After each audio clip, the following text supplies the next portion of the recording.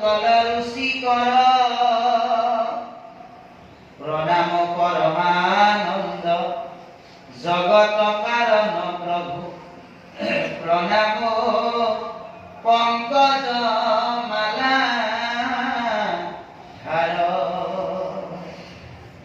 পৃথিৱীয়ে কৈছে দেৱ যাক কৰো সেৱ হে প্ৰভু দেৱতাসকলেও যাক সেৱা কৰে শংখ চক্ৰ গদা পদ্মধাৰী হে পংকজ নাভ তুমি জগতৰ কাৰণ স্বৰূপ সংহাৰৰ তাপ ভয় কৰিছো যে ভগৱন্ত কৃষ্ণ এদিনাখন অৰ্জুনে কৃষ্ণৰ সেই বিশ্বৰূপ দৰ্শন কৰাৰ কাৰণে মন দিলে তেতিয়া ভগৱন্তই অৰ্জুনক ক'লে তুমি মোৰ বিশ্বৰূপটো কেনেকৈ দৰ্শন কৰিবা তুমি নোৱাৰিবা তেতিয়া অৰ্জুনে কৈছে নহয় প্ৰভু মোৰ চাবৰ বৰ ইচ্ছা ভগৱন্তই যেতিয়া অৰ্জুনক বিশ্বৰূপ দেখুৱালে অৰ্জুনে বিশ্বৰূপ দেখি চকু মুচি দিলে তেওঁ চাই থাকিব নোৱাৰে ইমান পৰম প্ৰচণ্ড উজ্জ্বল ৰূপ সেই ৰূপটো চাব নোৱাৰিলে আৰু সেইকাৰণে ভগৱন্তই ভকতৰ কাৰণে চাৰি অস্ত্ৰ লৈ এই সংসাৰ দিলে শংখ চক্ৰ গদা পদ্ম এই যে শংখ চক্ৰ গদা পদ্ম চাৰি অস্ত্ৰৰ এটি তত্ত্ব দি দিয়ে ভগৱন্ত কৃষ্ণই এই চাৰি অস্ত্ৰ ধৰি আহি শংখ চক্ৰ গদা পদ্ম এই চতুৰ্ভুজ ৰূপৰ এটি তত্ত্ব আমাক ভাগৱতে আগবঢ়াই শংখটোৰ উৎপত্তি ক'ত আমি জানিব লাগিব যে শংখৰ উৎপত্তি ঘটিছে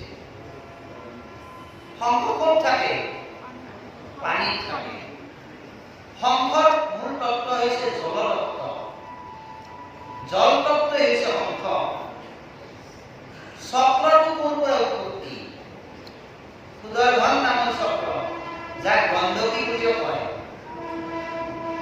সুদৰ্শন চক্ৰ শংখটোৰ নাম হৈছে পাঞ্চজন্য চক্ৰটোৰ নাম হৈছে সুদৰ্শন চক্ৰ এই তেজ তত্ত্ব গদা মানে বল আদি প্ৰাণ তত্ত্বৰ কথা কৈছে আৰু পদ্ম হৈছে ধৰ্ম জ্ঞান এই চাৰিটা তত্ত্ব আমি জানিব লাগিব শংখ চক্ৰ গদা পদ্ম এই শংখ চক্ৰ গদা পদ্মই আমাক চাৰি অস্ত্ৰৰ কথা ইয়াত উল্লেখ কৰিলে শংখ চক্ৰ গদা পদ্মই আমাক চাৰি অস্ত্ৰৰ কথা উল্লেখ কৰিলে এই শংখ চক্ৰ গদা পদ্মই হৈছে ধৰ্ম অৰ্থ কাম মোক্ষ এই শংখ চক্ৰ গদা পদ্মই হৈছে গুৰুদেৱ নাম ভকত এই চাৰি অস্ত্ৰ এই হ'ল চাৰি তত্ত্ব এই চাৰি অস্ত্ৰ ধৰি তুমি আহিছা হে পংকজ নাভ যাক পদ্ম সপনাহী তুমি জগতৰ কাৰণ তুমি এই জগতৰ কাৰণ স্বৰূপে আহিছা কাৰণ ভগৱন্ত হৈছে এই জগতৰ কাৰণ তুমিহে হৈছা একমাত্ৰ সংসাৰৰ তাপনি সংসাৰত আমি তিনিটা তাপত আবদ্ধ হৈ আহিছো নহয় তিনিটা সংসাৰ আদিদেৱিক তাপ আদিভৌতিক তাপ আৰু আধ্যাত্মিক তাপ আদিদৈৱিক তাপ কি আজিৰ পৰা দুদিন আগতে 4:45 ভূমিকম্প আহিছে হয়নে আপোনালোক গোটেই ঘৰ গৃহস্থ এৰিয়াতে ভাগৱত বহি আছে ভূমিকম্প জোকাৰণি আহিব বুলি আপোনালোকে জানেনে সেইখিনি ময়ো নলবাৰীত ভাগৱত কৰি আছো আইসকলৰ মাজত একদম মানে একেবাৰে খামখেলি লাগি গৈছে তাতে বহুত মানুহ হৈছিল আপোনাৰ নলবাৰীত বহুত মানুহ প্ৰায় 500ৰ অধিক মানুহ হৈছিল তাতে মই ভাগৱত পঢ়ি আছো যেতিয়া মই ভাগৱত পঢ়ি আছো লাহে লাহে মই আসন ধৰা লগোৱা হৈছিল তেতিয়া লাহে লাহে ডাঙৰ হ'ল ভূমিকম্প গতিকে যিকি নহওক এইটো হৈছে আদিদেৱিক তাপ 2 নম্বৰ হৈছে আদি ভৌতিক পঞ্চভৌতিক এই যে মাটি পানী বায়ু আকাশ অগ্নিয়ে নিৰ্মাণ কৰা এই শৰীৰটো অকল আমিয়ে গ্ৰহণ কৰা নাই, পৃথিৱীৰ 84 লক্ষ জীৱই এই শৰীৰ ধাৰণ কৰিছে আৰু এই শৰীৰধাৰী জীৱৰ পৰা আমি বহুত কষ্ট পাইছো। মহে খাইছে, দাহে কামুৰিছে, বিচাই ৰাখিছে, সৰ্পই দংশন কৰিছে, ইত্যাদি ইত্যাদি আমি বিভিন্ন দুখ পাইছো। আৰু আধ্যাত্মিকতা মানুহৰ যিখিনি মানসিকতা, এই মানসিকতা আকৌ দুবিধ। আধ্যাত্মিকতা দুবিধ, একবিধ বাহ্যিক আৰু একবিধ হৈছে আভ্যন্তৰীণ। বাহ্যিক তাপটো কেনে? আপোনাৰ কথা নাই, বাৰ্তা নাই, মই আপোনাক গালি পাৰিলো। গালি পাৰোঁতে আপুনি আমাৰ মনৰ দুখ বা লাগে, মোৰ কথা নাই, বাৰ্তা নাই, মানুহটোকো গালি পাৰিলো। এই যে মই যে আপোনাক গালি পাৰিলো, এই কথাখিনি আপুনি ঘৰত ৰোমন্থন কৰি আছে, কিয় গালি পাৰিলা?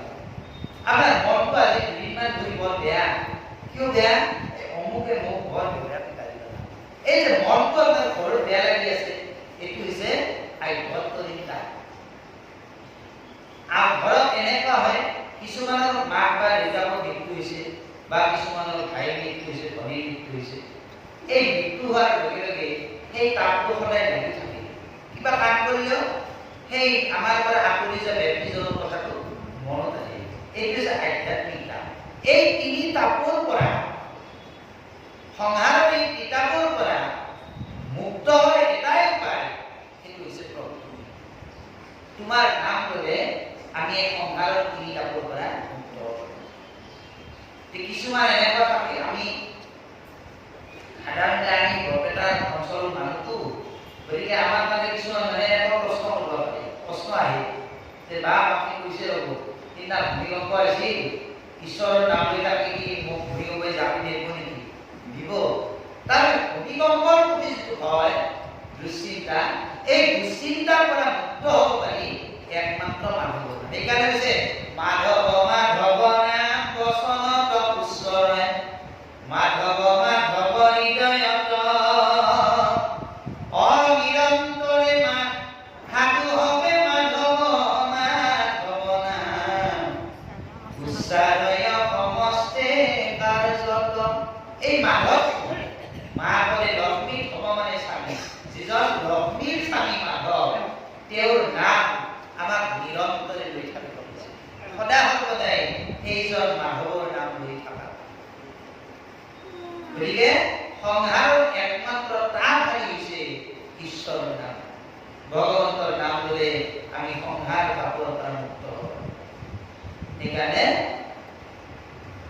প্ৰণাম পংকজ নেত্ৰ প্ৰণাম পংকজ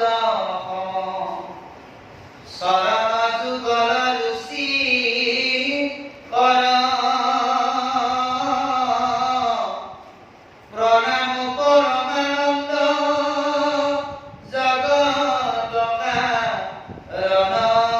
প্ৰভু, প্ৰণাম পংকজ মালা ধাৰ। প্ৰণাম পংকজ নেত্ৰ, তোমাৰ চৰণ, তোমাৰ চকু জুৰি পদমফুলৰ পাহিৰ নিচিনা, তোমাৰ চৰণ যুগল পদমফুলৰ পাহিৰ নিচিনা কোমল। হে পৰমানন্দ, তুমি জগতৰ একমাত্ৰ জগত কাৰণ স্বৰূপে তুমি আহিছা। গতিকে পৰমানন্দ হৈ গৈছে, পৰম আনন্দ, চিদানন্দ, সদানন্দ। গতিকে এনেকৈ অৰ্থাৎ যাৰ নাম ল'লে আমি আমাৰ জীৱনত আনন্দ প্ৰাপ্ত কৰোঁ। কি আনন্দ? ধন জন পুত্ৰ ভাষা, ঘৰ দুৱাৰ মাটি বাৰী, ইয়াৰ পৰা আমি আনন্দ প্ৰাপ্তি হৈছোঁ। কিন্তু এইবিলাক আনন্দ চিৰস্থায়ী, ই অশাশ্বত আনন্দ, শাশ্বত আনন্দ নহয়, ই অনিত্য আনন্দ, ই নিত্য আনন্দ নহয়। নিত্য আনন্দ একমাত্ৰ কৃষ্ণ নাম। আৰু সেই আনন্দ বিধকে মহাপুৰুষ মাধৱদেৱে ঘোষাত লিখিলে, আত্যন্তিক সুখ তজু পদ সেৱা হৰি হৰি হৰি হৰিয়ে সেৱা পৰি হৰি ইউখে হৈও বঞ্চিত মায়াময় ঘোৰ সংসাৰ নিকাল হৰি হৰি হৰি হৰিয়ে তাকে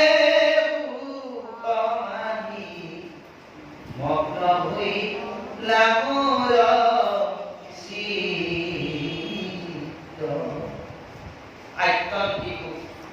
গতিকে আমাৰ জীৱনত মই সেইদিনাও কৈছো আপোনালোকক দ্বাদশ স্কন্ধ ভাগৱতত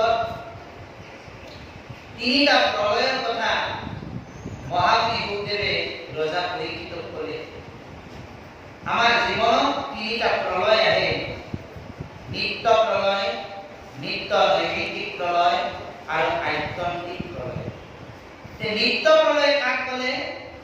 এই যে এদিন এৰাতিকৈ আমাৰ জীৱনটো আগবাঢ়ি আছে মৃত্যুৰ ফালে, তাৰে নাম নিত্য প্ৰলয়। আমি যে এই মুহূৰ্তবিলাক যাই আছে, ৰাতিপুৱা গধূলি হ'ল, দিন হইলে ধৰা কুটুম্বৰ চিন্তা কৰে, নিদ্ৰাস্তি আৰামনে ৰাত্ৰি আয়ু কৰে। দিন হইলে ধৰা কুটুম্বৰ চিন্তা কৰে, ৰাতিপুৱা মানে আমি ঘৰ টকা পইচাৰ কথাই চিন্তাত ব্যস্ত হৈ গ'লো। এই এনেকৈ যে দিনটো আমি পাৰ কৰি আছো, সৌ সিদিনা ভাদ মাহৰ 1 তাৰিখে ভাগৱত আৰম্ভ কৰিছো, 30টা দিন আমাৰ হাতৰ পৰা গুচি গ'ল, হয়নে? আমাৰ হাতৰ পৰা 30টা দিন গুচি গ'ল। ঠাকুৰী মৰি থাকিলেও আৰু এনেকুৱা দিন আপুনি নাপায়। এই যে আমাৰ এদিন এৰাতিকৈ মুহূৰ্তবিলাক হৈ আছে, এইটো হৈছে আমাৰ জীৱনৰ নিত্য প্ৰলয়। নিত্য নৈমিত্তিক প্ৰলয়, নৈমিত্তিক প্ৰলয় কাক কয়? অৰ্থাৎ আমাৰ জীৱনটোত নৈমিত্তিক প্ৰলয়, আমি আমাৰ জীৱনটোত নৈমিত্তিক প্ৰলয় যাই আছে।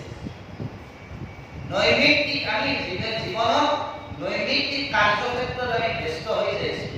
ৰাতিপুৱা বিভিন্ন কাৰ্যত ব্যস্ত, আৰু ৰাতি হ'লে আমি ঘৰ লাগিব, ঘৰত থাকিম, আকৌ ৰাতিপুৱা আকৌ ৰাতি হ'ল। এই যে নৈমিত্তিক প্ৰলয়, এই নিত্য প্ৰলয় নৈমিত্তিক প্ৰলয়তকৈ শ্ৰেষ্ঠ প্ৰলয় হৈছে আত্যন্তিক প্ৰলয়। আমাৰ জীৱনত যেতিয়ালৈকে আত্যন্তিক প্ৰলয় নাহে, তেতিয়ালৈকে আমি আত্যন্তিক সুখ লাভ কৰিব নোৱাৰো। আত্যন্তিক প্ৰলয় কাক কৰে? আমাৰ জীৱনত প্ৰলয় হ'ব লাগিব। প্ৰলয় মানে ধ্বংস। নাৰায়ণ দাস ঠাকুৰ এটা পুৰুষে এটি ফকৰা লিখিলে। আপোনালোকে শুনিছে নাৰায়ণ দাস ঠাকুৰ এটা? তেখেতৰ ফকৰা মনত কৰিছে আজি। তেওঁ লিখিলে যে ব্ৰহ্মাক মাৰিবা, বিষ্ণুক মাৰিবা, ৰুদ্ৰক নিদিবা ঠাই, বৰ মহন্ত কোবাই মাৰিবা, তেহে বৈকুণ্ঠ পাই। মনত থাকব? ব্ৰহ্মাক মাৰিবা, বিষ্ণুক মাৰিবা, ৰুদ্ৰক নিদিবা ঠাই, বৰ মহন্ত কোবাই মাৰিবা, তেহে বৈকুণ্ঠ পাই। ব্ৰহ্মাকো মাৰবা দিছে, বিষ্ণুকো মাৰবা দিছে, ৰুদ্ৰকো ঠাই দিছে, আৰু বৰ মহন্ত যদি আহে তাহাকো মাৰবা, তেহে বৈকুণ্ঠ পাই। পাৰব আপোনালোকে? ইমান তাত্ত্বিক কথা লিখিছে, মনত আপোনালোকে আজি মনত কৰি দিব। ব্ৰহ্মাক মাৰিবা, বিষ্ণুক মাৰিবা, ৰুদ্ৰক নিদিবা ঠাই। ব্ৰহ্মা বিষ্ণু হ'ল এই তিনিজন তিনি গুণত আবদ্ধ। ব্ৰহ্মা ৰজগুণী, বিষ্ণু সত্যগুণী আৰু ৰুদ্ৰ তমগুণী। আমাক ব্ৰহ্মাই ৰজগুণ দিলে, বিষ্ণুৱে সত্যগুণ দিলে, আৰু শিৱই আমাক তমগুণ দিলে। এই তিনি গুণত আমি আবদ্ধ হৈ আছো। আমাৰ জীৱনটো আমি এই তিনি গুণত আবদ্ধ হৈ আছো। কেতিয়াবা ৰজগুণী হওঁ, কেতিয়াবা সত্যগুণী হওঁ, কেতিয়াবা আকৌ তমগুণী হওঁ। সেয়ে যে নৈমিত্তিক প্ৰলয়, এয়ে নৈমিত্তিক প্ৰলয়। অৰ্থাৎ আমাৰ জীৱনৰ পৰা ৰজগুণ, প্ৰবল ৰজগুণ থাকিলে, প্ৰবল যদি সত্যগুণ থাকে, সেইকাৰণে ভগৱন্ত কৃষ্ণ তেওঁ নিৰ্গুণ। কিন্তু এই যে ব্ৰহ্মা বিষ্ণু হ'ল এই তিনিজন গুণময়, আৰু সেই গুণবিলাক তেওঁলোকে আমাক দিলে। সেইকাৰণে মাধৱদেৱে লিখিলে নহয়, তুমি প্ৰভু নিৰ্গুণ, গুণেৰ সীমা নাই, নিৰ্গুণ হৈ জীৱে কহি গুণ গায়।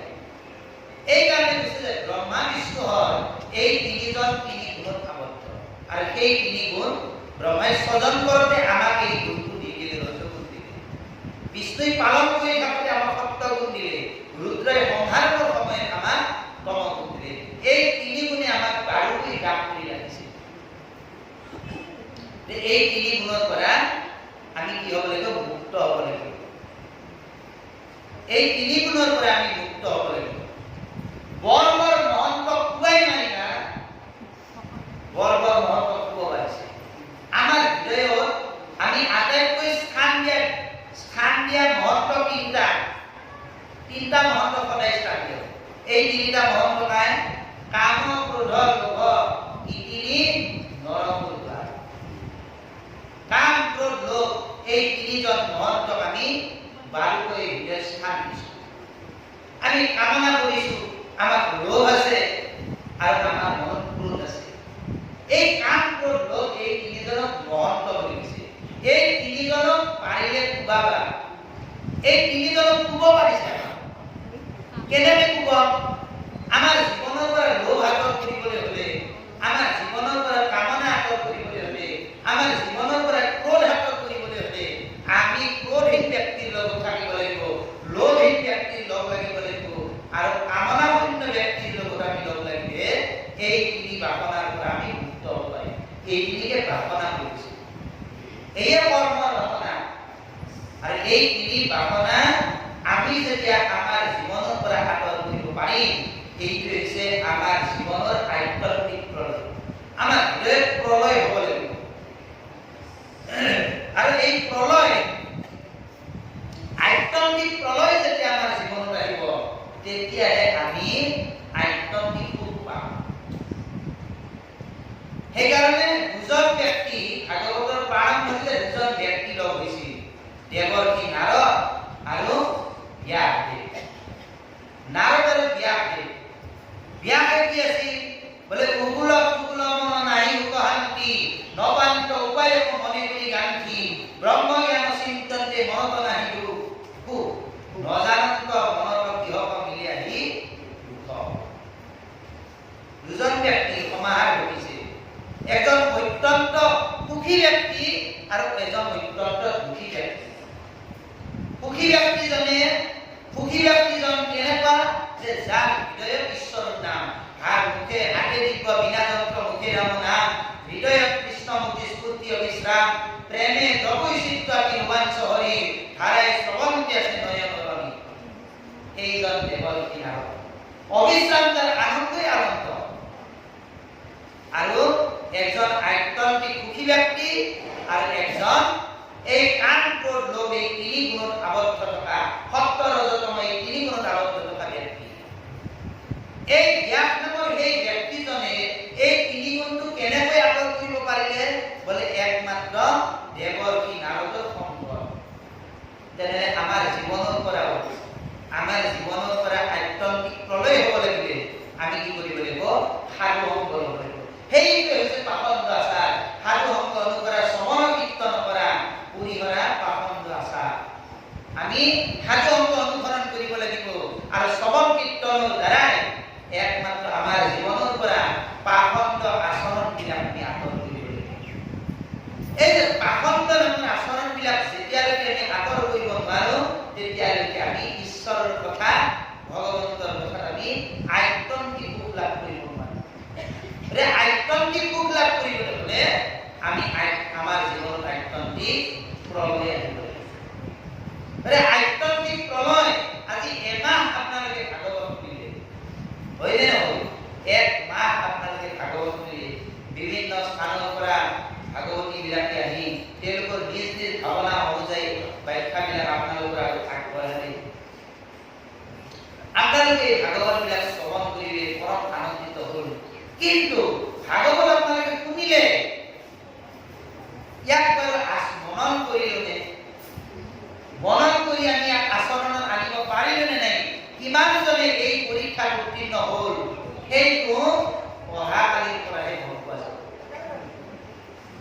অহাকালিৰ পৰা আমি গম পাম যে আমি কিমানজনে এই ভাগৱত শ্ৰৱণ কৰি আমি নিজৰ জীৱন ভিন্ন কৰিব পাৰিম ভাগৱত শুনি থাকিলে নহ'ব সেইকাৰণে ভাগৱতে বাৰে বাৰে আমাক সিদ্ধান্ত দিছে প্ৰণামক সেইকাৰণে গুৰুজনে কৈ দিছে নিৰন্তৰে বোলা নিৰন্তৰে এটা মই আপোনালোক আজি কাহিনী কওঁ শ্ৰীৰামতা পুৰুষে আটাইবোৰৰ ভিতৰত শ্ৰেষ্ঠ আছিল শ্ৰীৰামতা শ্ৰীৰামতাই এদিনাখন তেওঁ ভিক্ষা কৰিবলৈ যায় শ্ৰীৰামতাই ভিক্ষা কৰিবলৈ যায় তেওঁ যেতিয়া ভিক্ষা কৰিবলৈ গৈছে তেতিয়া একজন জমিদাৰ মানুহ তাতে ভিক্ষা কৰিবলৈ গৈছে জমিদাৰজনে তেওঁ ভিক্ষা নিদিলে তেতিয়া সুধিলে যে আজি মোক কিয় ভিক্ষা নিদিলে বোলে মোক এটা প্ৰশ্নৰ উত্তৰ দিব লাগে প্ৰশ্নটো কি যে আজি মোক আপুনি এইটো প্ৰশ্নৰ উত্তৰ দিয়ক যে আপুনি প্ৰসংগ কৰি আহিছে নে নাই বোলে কিমান কেইটা প্ৰসংগ বোলে মই 14 প্ৰসংগ যেতিয়া কৰি আছে তেতিয়া ক'লে যে নাই নাই আমি 14 প্ৰসংগ কৰা ভকত নাই মই শিক্ষা নিদিওঁ মাধৱদেৱৰ ওচৰত যাই ক'লে যে তেওঁ শিক্ষা নেতা 14 প্ৰসংগ কৰি আহিবলৈ তেতিয়া মাধৱ গুৰুজনে ক'লে যে তেনেহ'লে আজি আপুনি কি ক'ব জানে না বোলে কি আপুনি আজি তেওঁ 15 প্ৰসংগ কৰি আহিব তেওঁ যাই ক'লে যে মই আজি 15 প্ৰসংগ কৰি আহিছোঁ আৰু সেইদিনা তেওঁ জমিদাৰজনে শিক্ষা দিলে ইয়াৰ তত্ত্বটো কি 14 প্ৰসংগ আৰু 15 প্ৰসংগ আমি কোনোদিন শুনা নাই তা হৈছে নাকি 14 প্ৰসংগ হৈছে 15 প্ৰসংগ কোনোদিন শুনা নাই আমি কেতিয়াবা মনে মনে ভাবোঁ যে সদায়তো নামঘৰলৈ যাবই প্ৰসংগ ঘৰৰ চাকি কৰা নজৰলৈ হ'ব আপোনাৰ নাম এই গুৰু নাম ঘৰত নল'লেও হ'ব দে এইটো ভুল কথা ৰাতিপুৱা আৰু গধূলি যি ভকতে গুৰু নাম নলয় সেই ভকতজন অসুচি বুলি কৈছে তাৰ ঘৰটো কি কৰি গৈছে জানে সৰ্পৰ আলয় সাপ থকা গাটা সৰ্পৰ গাটা যেনে বিষাক্ত তেওঁৰ ঘৰটো সেনেকৈ বিষাক্ত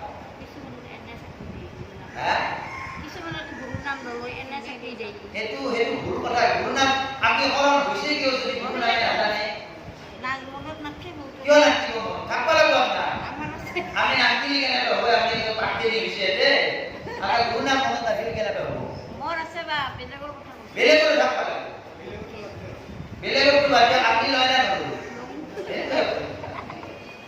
ল'ব লাগিব গুৰু নাম যায় নলয় এইটো ভুল কথা আৰু এইটো হৈছে এক প্ৰসংগৰ প্ৰথম কথা কাৰণ কোনোবাই আপুনি সত্ৰক যাবা সদায় যে আপুনি আহিব লাগিব এই কথা নাই আমি কোনোবাই আহিবা মূৰ্ব কৰিম আপোনাৰ ঘৰুৱা কিবা জামেলা থাকিব পাৰে তাৰ বাবে আপুনি বা মই কেতিয়াবা সত্ৰ পাইবা নোৱাৰো এই গুৰু নামটো আমি পুৱা গধূলি সদায় বন্তি দি আমি ল'ব লাগিব বিশেষভাৱে ৰাতিপুৱা গতিকে আজিতো কলি ভাগ বেয়া হয় ভকত চিন্তা কৰিব নাপায় বহুত মুখ্য ভকত দেখা পাইছোঁ গুৰু নাম নলয় গতিকে এইটো আচল নহয় সেইকাৰণে মাধৱ গুৰুকে তেওঁক ক'লে গুৰু নামটো আমি ল'ব লাগে গতিকে সেইকাৰণে ইয়াতে ভাগৱতে আমাক সিদ্ধান্ত দিলে আৰু এইটো হৈছে আমাৰ জীৱনৰ আধ্যাত্মিক প্ৰলয় আধ্যাত্মিক প্ৰলয় কেতিয়া হ'ব যেতিয়া আমি নিৰন্তৰে অক্ষুণ্ণভাৱে নিৰন্তৰে আমি ঈশ্বৰৰ নাম লৈ থাকিম এইটো হৈছে আমাৰ জীৱনৰ একমাত্ৰ আধ্যাত্মিক প্ৰলয় এ নম দেৱ ভগৱন্ত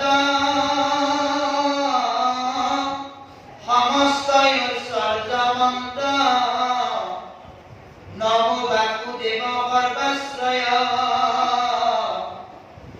নম বিষ্ণু পুৰুষে আদিয়ন্ত যাৰ নাই নম পূৰ্ণবোধ সত্যময় সমস্ত ঐশ্বৰ্যমন্ত কৈছোঁ ভগৱন্ত সমস্ত ঐশ্বৰ্যমন্ত ভগৱন্ত জপ শ্ৰী শ্ৰী জপ বৈৰাগ্য শক্তি সৌন্দৰ্য এই সকলোবিলাক ভগৱন্তৰ আছে আৰু সেইকাৰণে তেওঁ সমস্ত ঐশ্বৰ্য মুক্ত কৰিছে ঐশ্বৰ্য নম বাসুদেৱ সৰ্বাশ্ৰয় ভগৱন্ত বাসুদেৱে সকলোৰে আশ্ৰয় স্বৰূপে আছে বাসুদেৱ কোন আছে বাসুদেৱ আমাৰ সকলোৰে চিত্ত আছে।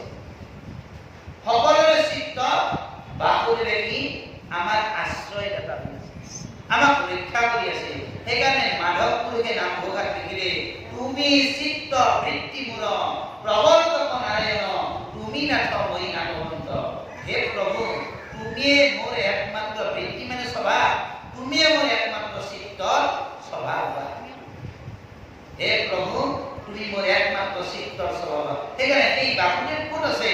বলে বাসুদেৱ আছে একমাত্ৰ আমাৰ হৃদয়ত, আমাৰ চিত্তত বাসুদেৱে আমাৰ সাক্ষী স্বৰূপে আছে, সকলোৰে আশ্ৰয় স্বৰূপে আছে। নৱ বিষ্ণু পুৰুষ আছে, আদি অন্ত যাৰ নাই, যাৰ আদিও নাই, যাৰ অন্ত। সেইকাৰণে ভগৱন্তক অনাদি বুলি কৈছে। অনাদি আদি গোবিন্দম সৰ্ব কাৰণ। অনাদি আদি, তুমি অনাদিও আদি স্বৰূপ। সেইজন অনাদি পুৰুষে আমাক দি থৈ গ'ল মহাভাগৱত শাস্ত্ৰ। পূৰ্বে আদি নিৰঞ্জনে অনাদি কইলা। আদি নিৰঞ্জনে এই ভাগৱত কাক ক'লে? অনাদিক ক'লে। অনাদিয়ে অনন্তৰ আগত পহিলা, অনন্তে পহিলা কাল পুৰনাৰায়ণে, কাল পুয়াই পইলা অংক নারায়ণ, অংক নারায়ণে শ্রী নারায়ণ গিরা, শ্রী নারায়ণে ব্রহ্মা বিষ্ণু মহেশ, ব্রহ্মা দেবী কহিলন্ত নারদয়াগত, নারদ কহন্ত, নারদে ব্যাহত কহন্ত, ব্যাগে ভূকদেৱৰ আগে বৰ্ণাইলন্ত, ভূকে পৰীক্ষিতৰ আগত কহন্ত, উগ্ৰ স্বভাৱ ভূতে তাতে শুনিয়াছিলন্ত, দেহ পাছে মনোহৰ পুতত কহন্ত, মনোহৰে গয়া কইলা বিষ্ণু ভাৰতীত, বিষ্ণু ভাৰতীয়ে গয়া কইলা পৰমানন্দত, পৰমানন্দে গয়া কইলা পুৰুষোত্তমত, তান এক শিষ্য ব্ৰহ্ম ভট্টাচাৰ্য নাম, তান এক শিষ্য জগদীশ্বৰ মিশ্ৰয় অনুপাত, জগদীশ্বৰ মিশ্ৰী জগন্নাথ আজ্ঞা পালি, শংকৰদেৱ কৰিলা পূৰ্ণ কৃষ্ণ বুলি। বৈকুণ্ঠৰ কল্পতৰু ভাগৱত শাস্ত্ৰ, ইহাৰ উত্তম ফল হৰি নাম মাত্ৰ, হৰি নামে হৰি নামে হৰি নামে গতি, হৰি নামে ভকত কেৱলে মুক্তি। এইজন অনাদি পুৰুষে আমাক এই পৰম ভাগৱত দিব। সেইকাৰণে ভগৱন্ত কৈছে পূৰ্ণ বোধ, তেওঁ হৈছে পূৰ্ণ বোধ, আৰু ভগৱন্ত হৈছে সত্যময়, পৰম সত্য, ব্ৰহ্ম সত্য, জগত মিথ্যা। পৰম সত্যই হৈছে ঈশ্বৰ। সেইকাৰণে ভাগৱতৰ আৰম্ভণিতে বোলে সত্যম পৰম ধীমহি, স্বয়ং বসুদেৱে ভগৱন্তক স্তুতি কৰিলে, তুমি সত্যব্ৰত মুখ্যৰ সাধন জগততে আছা স্বামী, তুমি সত্যব্ৰত, সত্যৰ ব্ৰত স্বৰূপ তুমি, তুমি হৈছে একমাত্ৰ সত্য। সেইকাৰণে উপনিষদে ক'লে ব্ৰহ্ম সত্য জগত মিথ্যা। এই গোটেই জগতখন এখন মিছা জগত, একমাত্ৰ পৰম সত্য হৈছে ঈশ্বৰ। সেইকাৰণে দাৰ্শনিক পণ্ডিত চেমুৱেলে কৈ গ'ল যে ধৰ্ম কি? ধৰ্ম কাক বোলে? সত্যই সৎ আৰু সততাই হৈছে ধৰ্ম। সত্যই হৈছে সৎ, সততাই হৈছে ধৰ্ম। এই সত্য, সত্য কাক বোলে? সত্য ক'ত পোৱা যায়? সেইকাৰণে আমি এই যেতিয়া গুৰুজনাৰ ওচৰত আমি শৰণাপন্ন হৈছিলো, শৰণ গ্ৰহণ কৰিছিলো, আমি তিনিটা বস্তুত আশ্ৰয় কৰিছিলো, কায়, বাক্য আৰু মন। কায়, বাক্য, মন, এই তিনিটা সদাচাৰ আছে। কায়ৰ তিনিটা সদাচাৰ আছে, বাক্যৰ তিনিটা সদাচাৰ আছে, আৰু মনৰ তিনিটা সদাচাৰ আছে। কায়ৰ সদাচাৰ তিনিটা, দান, প্ৰাণ আৰু ভক্ষণ, আৰু বাক্যৰ তিনিটা সদাচাৰ হৈছে সত্য, প্ৰিয় আৰু হিত।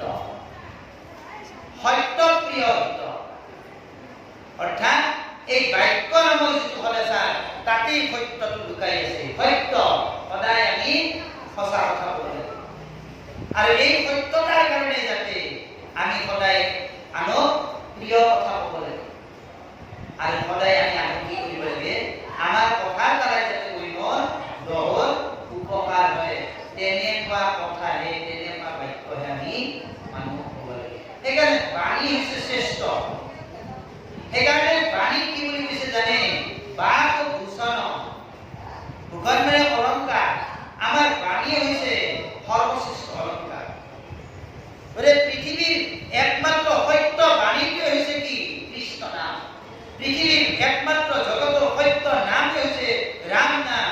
সত্য নামে হৈছে ঈশ্বৰৰ নাম। তাৰ বাহিৰে পৰম সত্য নাম এই জগতত নাই। বাকী সকলো মিছা। সেই পৰম সত্য যদি উপলব্ধি কৰিব পাৰিছে, সেই পূৰ্ণ বোধক উপলব্ধি কৰিব পাৰিছে, তেওঁকে ভগৱন্তই কি কৰি গৈছে? পুৰুষ কৰি গৈছে। হে নময় নিৰঞ্জন জগত জগদাত্মন নমো ব্ৰহ্ম পক ব্ৰহ্ম পকতি কাৰ্য কাৰণ মন অন্তৰ্যামী নিৰঞ্জন নমো ভকতন মুখ্য গতি। তুমি অজ নাই জন্ম তোমাৰ, তথাপি জন্ম ধৰা তুমি অজ, তোমাৰ জন্মও নাই, তোমাৰ মৃত্যু নাই। সেইকাৰণে কৈছে বহুদেৱ গৃহত অজৰ উত্তম। যাৰ জন্মও নাই, যাৰ মৃত্যু নাই, তুমি নিৰঞ্জন। জগত জগত মান জগতাত্মন বুলি কৈছে। জগতৰ তুমি আত্মা স্বৰূপ, তুমি একমাত্ৰ জগতৰ আত্মা। নম ব্ৰহ্ম অনন্ত শক্তি, তুমি অনন্ত শক্তিধাৰী। তুমিয়ে ব্ৰহ্ম, কাৰ্য কাৰণৰ মন অন্তৰ্যামী নিৰঞ্জন। নম ভকতৰ মুখ্য গতি, তুমি একমাত্ৰ ভকতৰ মুখ্য গতি। আমি ভকতৰ একমাত্ৰ মুখ্য গতি হৈছে কৃষ্ণ নাম। যি কৃষ্ণ নামৰ দ্বাৰাই আমি মুখ্য গতি লাভ কৰিব পাৰোঁ। সেইকাৰণে ভকতৰ মুখ্য গতি হৈছে একমাত্ৰ ঈশ্বৰৰ নাম। মুখ্য গতি হৈছে সেইকাৰণে এই মুখ্য গতি প্ৰাপ্তিৰ কাৰণে আমাক এই জগতলৈ নৰদেহা কৰিছিল। মাতৃ দেৱহূতিয়ে কপিল ঈশ্বৰক ক'লে, হে পুত্ৰ তই অনুগ্ৰহে জন্মসীমা পাইলো, এতেকেহে শান্ত চক্ষু তোমাক দেখি। হে প্ৰভু, একমাত্ৰ তোমাৰ অনুগ্ৰহতে জন্মৰ সেই চৰম সীমা পাইছো। আৰ জন্ম লব নালাগে। আমি এই নৰদেহা পাইছো মানে আৰ জন্ম মৃত্যু চকুত যাব নালাগে। আৰ সেইকাৰণে সমস্ত জন্মৰ চৰম সীমা হৈছে এই নৰদেহা। এই নৰদেহা হৈছে সকলো জন্মৰ শ্ৰেষ্ঠ সীমা।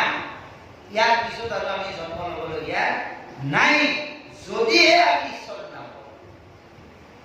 কিন্তু ঈশ্বৰ নাম যদি নলওঁ, সেইকাৰণে কি ভগৱন্তৰ নাম যদি নলওঁ আৰু আমি কীৰ্ণিকিত হস্তি ঘোঁৰা মৃগ বৃক্ষ পুথি গৌত মহিষে জপনা না দেখি ঘূৰি ফুৰিব লাগিব। জনযন্ত্ৰ চক্ৰে জুৰিবদ্ধ হৈয়া খণ্ড ঘট যেন মত কত উদ্ধগতি কত অধগতি কত হ'ল থাকে মধ্যত জলযন্ত্ৰ চক্ৰ। এই পানী তোলা বাতি দেখা পাইছে না আমাৰ লাংটো? তাতে কি আছে? বোলে এটা চকৰি আছে না নাই? কাঠৰ এটা চকৰি আছে, তাতে বাল্টিটো আনি দিয়া আছে। এই বাল্টিটো খণ্ডঘট কৰি দিছে, অৰ্থাৎ এই বাল্টিটোৱে আমাৰ এই জীৱ। এই জীৱটো পানী তোলা বাল্টিটো যেনেকে শান্তি নাই, তাক একবাৰ ওপৰত তুলছো, পানী তুলছো, একবাৰ টানি টানছো, পানী তোলা বাল্টিটো যেনেকে ঘূৰি ফুৰিছে, আমিও সেই সংসাৰ চক্ৰখনত ঘূৰি ফুৰিছো।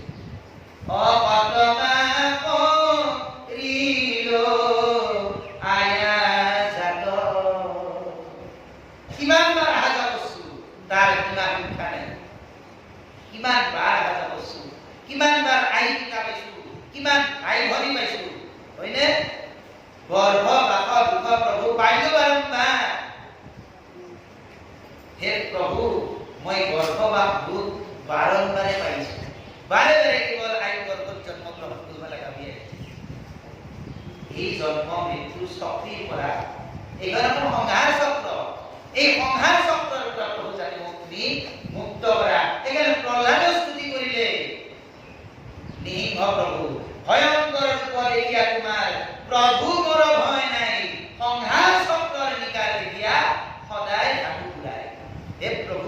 তোমাৰ এই ভয়ংকৰ যিটো প্ৰচণ্ড ৰূপ, এই ৰূপটো দেখি মোৰ অলপো ভয় লগা নাই।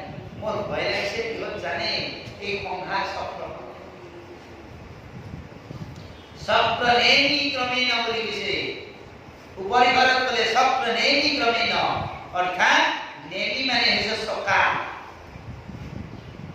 ৰথৰ চকা যেনেকৈ ঘূৰি থাকে, ঠিক তেনেকৈ এই সংসাৰখনতো ঘূৰি ফুৰিছো। সুখ দুখ, কেতিয়াবা সুখ পাইছো, কেতিয়াবা দুখী হৈছো। সেইকাৰণে ভাগৱতে ক'লে আমাক, কীৰ্তনতো ইয়াক কৈছে, আপোনালোকে চাব বুঢ়েখা বৰ্ণনত এটি ঘোষাত সুন্দৰকৈ উল্লেখ কৰা আছে।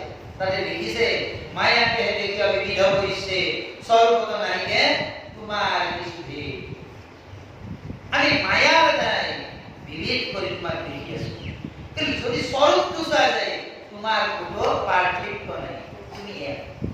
সেইকাৰণে ভাগৱতে কৈছে, নম অজ নিৰঞ্জন জগত জগৎমান নম ব্ৰহ্ম অনন্ত পতি কাৰ্য কাৰণৰ মন অন্তৰ্যামী নিৰঞ্জন নম ভগতৰ মুখ্যপতি।